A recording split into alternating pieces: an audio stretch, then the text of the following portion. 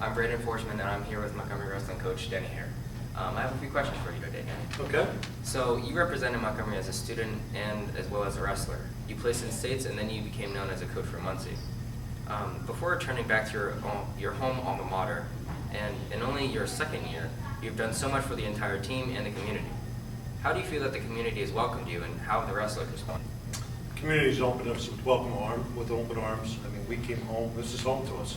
So coming back was great.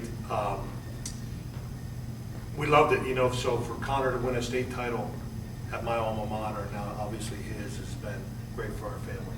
Of course. And so furthermore, you came here and had so much excitement for the team and for the wrestlers, and so and you've been so involved with the community. How did this all happen? Well, we heard the position was going to be opening up, and obviously I applied for the position to come back home, got the position, came back. I coach youth football to try to get back to the community. It also helps me recruit to get guys out on the wrestling team. Our success is the kids buying in, believing in what we're preaching and coaching, and that's why we've had success. And as a new coach and a father of one of the wrestlers on the team, you obviously have a lot of pressure, not only as a coach but also a father.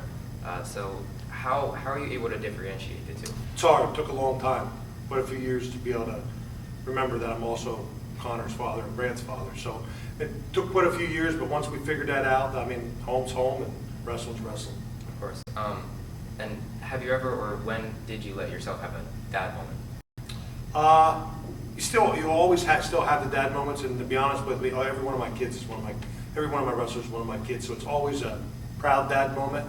Obviously, it's a little different when it's your own flesh and blood, but you try to enjoy. But with this sport, obviously at the state tournament, you have both guys in the semifinals, and my son wins, and you're in a great high, and then Devin comes out and doesn't have success. He won in the semifinals, so your emotions are all over the place. It's hard to control, but it's part of the sport. Of course, and speaking on emotions, around here a lot of people have experienced and heard about the Montgomery mentality, which is just a philosophy that because you're from Montgomery, you're never going to win, you're never going to be great at anything, so there's no point trying. I know that I've had people talk to me and have experienced it through fellow students. How have you experienced this as a coach or either as a student, and how do you come about this? No excuses. I mean, we talk about this all the time with our team. It doesn't matter if Montgomery graduates, 55, 60 kids in the class. We have the same athletes, we have the same goals, we have the same mentality. Kids buy in, we believe in what we do, and we believe we can compete with any school, whether it's a 6A school or a single A school, we believe we compete with them. And in wrestling, it's a lot different. There's only double A and triple A. So in wrestling, you have to beat schools that are graduating over 300 kids in the class. So we're already used to that, but we don't have excuses for that. We tell our guys it doesn't matter. We're the same athletes, we're the same kids, we can beat anybody. Awesome. So with all your athletes being involved in so many other activities, many being three-sport athletes or involved in other clubs, or just being outstanding members of the community, how do you not only build them as wrestlers, but also work towards sculpting young adults? It's all part of it. You know, we preach family. When we come in here from day one, when I came here, it's all about family. And, you know, and family fights for each other. Family does things for each other. Family also fights. I'm sure they go home some days not liking me a whole lot, but that's part of my job. And like I said the other day, I mean, you know you're doing it right when both wrestlers come off, and one's obviously my son, and I expect it. But then when Devin walks off and his first words are, "I love you, coach," you know you're doing it the right way. Yeah, that's amazing. In your first 2 years, you've accomplished so much. With 2 straight years of 2 wrestlers placing in states and the team qualifying for states and a home, how will you continue this success, and do you believe that this is a peak for your program or a growth point to move forward? This is just the beginning. We have a great feeder program all the way down through, and our kids know everybody. That's the beautiful thing about a small school. Everybody knows everybody. So we have a great feeder program from our elementary up through. This is truly the beginning. I think our best days are ahead of us. And we just keep preaching it. I mean, if you buy in, it doesn't matter what sport you're playing. When you buy into that sport and want to be great at it, you can be great at it. Awesome. Thank you so much. Thank you. I appreciate it. Thanks for everything you guys do. Hello, I'm Cole, and I'm here with Devin Deem, who recently placed 5th at states. So Devin, 2 years in a row you placed in states. What does it take to get to that state level? To get to the state level in wrestling takes more than just a 3-month commitment in the wrestling room. And today's wrestling, in today's atmosphere of wrestling, you need to be wrestling all year round. You need to be at an elite level in an elite wrestling room with great partners, and they challenge each other to make each other better. So Devin, I've practiced with you. I've seen how your mentality is at practice and how you're just there to win. Can you maybe describe that mentality, that winning mentality to us?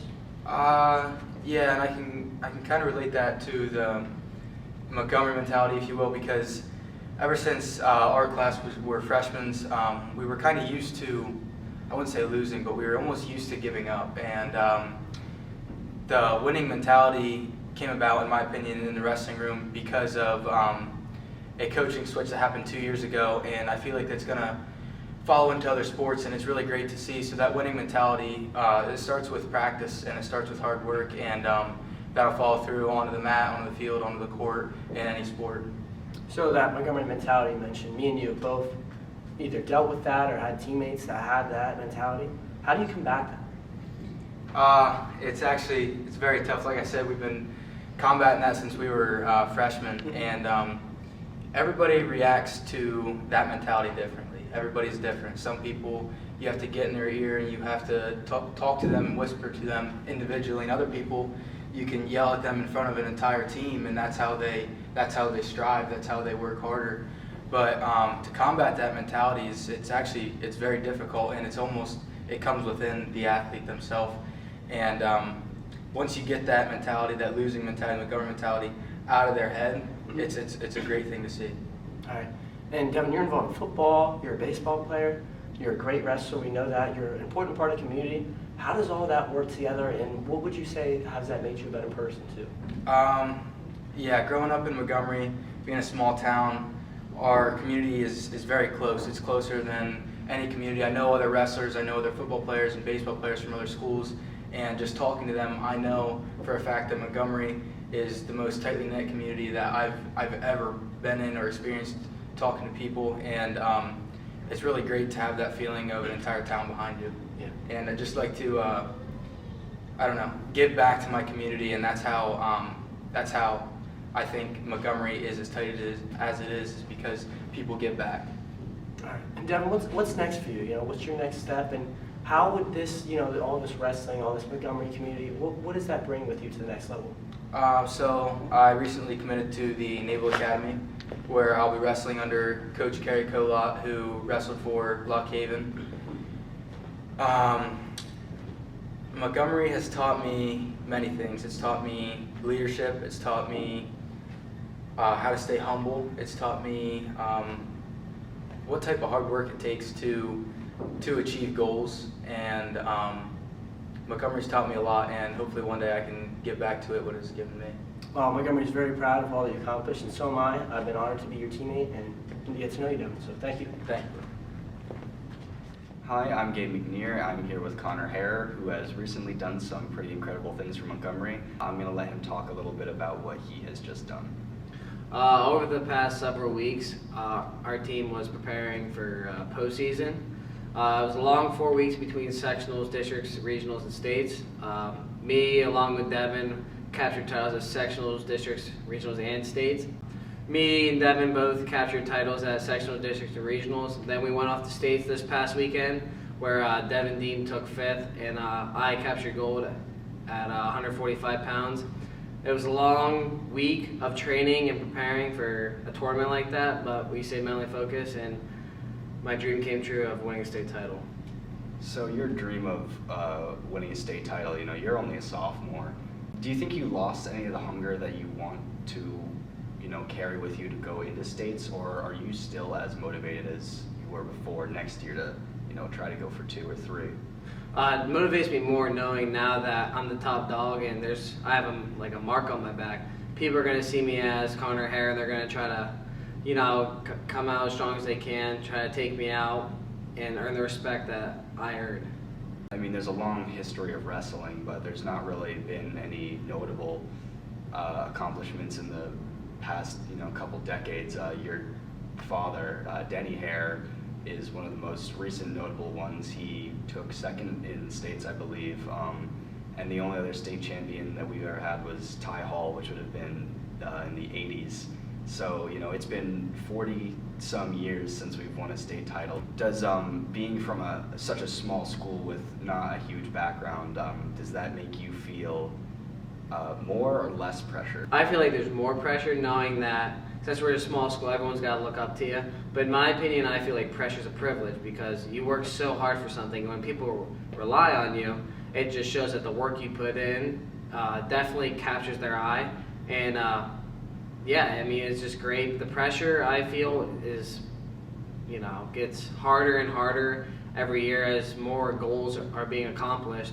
And I feel that with me winning a state title now, that the pressure's off and I just gotta go have fun these next 2 years that I have left. Pressure's huge. You know, wrestling is one of the only sports I know that's like, you are in the spotlight always when you are competing. I've been to some of your matches. I see that beforehand you're usually very laser focused. You're always kind of in your own world, preparing the same way every time. Tell me what kind of goes through your mind before a match, and if that changed at the state level, if you felt any more pressure or you just kept doing the same thing that you always did. My coaches always say the work you put in the practice is what happens on the mat, and I know that every day in practice I give it my all. Even if it's 100%, 80%, I give it everything I have that day. And I go out there with the same mindset, knowing that if I wrestle my full potential for 6 solid minutes, no one can step with me, and I just go out and have fun. So what do you see for the future of the program, especially like, what would you have to say for younger kids coming up who are seeing you, you know, the first state champion from Montgomery? Do you think that the program is going to explode from here? Do you think you're going to have an effect on that? Absolutely. I feel our elementary is already going through the roof with the number of kids competing, not only in the during season, but in the off season, coming to club and stuff. Feel now that since I won the state title, they're all going to be like dreaming about that time when they're in high school, knowing that it's definitely possible, even from a small town like Montgomery, that if you stay focused and do what's right all the time, it's definitely possible to achieve that goal. And we're a small school. You haven't always gone here, I know. I'm sure you've heard of something called the Montgomery mentality, where, you know, we're not always the most prolific at winning things. This is an example of a time that we do win something. What do you think about the Montgomery mentality, and do you think this is going to shift it? When I first came here, the Montgomery mentality was, you know, it wasn't a terrible mentality, but they always focus on one thing right to the next level. So as soon as one sport ends, another one pops up and everyone's gone. I feel that if you're really into a sport and you want to be great at something, you got to put more time in the off season. Like, if you are a 3-sport athlete, that's great, and I encourage that, but there's 7 days a week where you can find one of those days for an hour and 30 minutes to go to that specific sport, put the time in, and hopefully reach your goals. And now it's the off season. You're saying that you're gonna just focus on wrestling now and not give up from here. Yeah, absolutely. During the off season, I feel you make the most gains. You know, you're relaxed, set back, you're feeling great, you don't have to worry about your weight or anything. You're just there to have fun and get better and learn. I understand that your dad is the coach. You know, he was one of Montgomery's best wrestlers. He went to states 2 years in a row. Do you think having him as a coach and a father helps you, and in what ways? It helps me in some ways, you know, with him at the house, always reminded me of my goals, and him being very hard on me. At times it's tough just because knowing that I gotta remember that he's also my coach in some aspects, so it's hard in practice sometimes to, you know, not talk back. But in the end, with him being there on and off the mat, I feel it, you know, impacts me a lot, knowing his history and what he has done, and it motivates me to do more. And what are your plans overall for the future after high school? I want to attend, you know, a Big Ten wrestling college. I want to go in the medical field and end up becoming a chiropractor. So, Well, thank you for your time. thank you.